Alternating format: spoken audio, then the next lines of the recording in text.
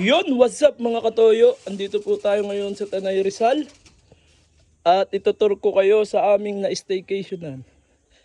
Ayan guys, ito yung kabundukan sa Tanay Rizal. Ayan, oh. Napakaganda ng inyong makikita. Naglalakihang mga bundok. Sa mga gustong ma-relax dyan, hindi puro trabaho, mag-relax ka naman. Ito guys, yun oh, kita nyo kung gaano kaganda. Ito nga pala yung na-stayan namin sa campsite sa Tanay. Ayan, pare-pareha siya ng A-house. Pero ito yung aming na-stationan. Ito. May swimming pool. Ayan. Jacuzzi pala yan guys. Mainit yan guys. Sa umaga malamig, sa gabi mainit. Ito, may lamesa sa labas. Ayan, may alak. May balak. Tapos pagpasok mo, kumpleto na dito guys. Ito agad yung makikita mo. Ayan no. Ito yung CR nila. Tapos yung kusina. Ayan no. Tignan nyo naman kung gaano kalinis yung kusina nila.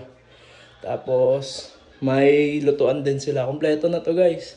Ikaw na lang yung kulang. Saka yung jowa mo. Ayan. Good for 8 to. 8 packs or 10. Kaya. Pero kami 2 packs lang. Ito yung CR. Ay. May tao pala, hindi naglalak. Kinanta ni Owe. Ano, kasama na pala siya na pre-design dito sa higaan sa taas. Ayan. Oo. Ayan. May pre na siya na ano, may pre na ang tawag dyan. Basta, kung birthday mo o anniversary nyo, yan. Libre na yan. Ito. Good for 2 packs or for 6, 8, 10. Kasya yan. Tapos dito sa taas, may ano rin sila, parang balcony. Yan, yan o. Kung gusto mong mag-isip-isip dito, yan, may lamesa. Kung gusto mong mag-chill, upo ka lang dito. Ayan, upo ka lang. Tapos muni-muni habang nag-iisip ng gastos. Ayan, di ba?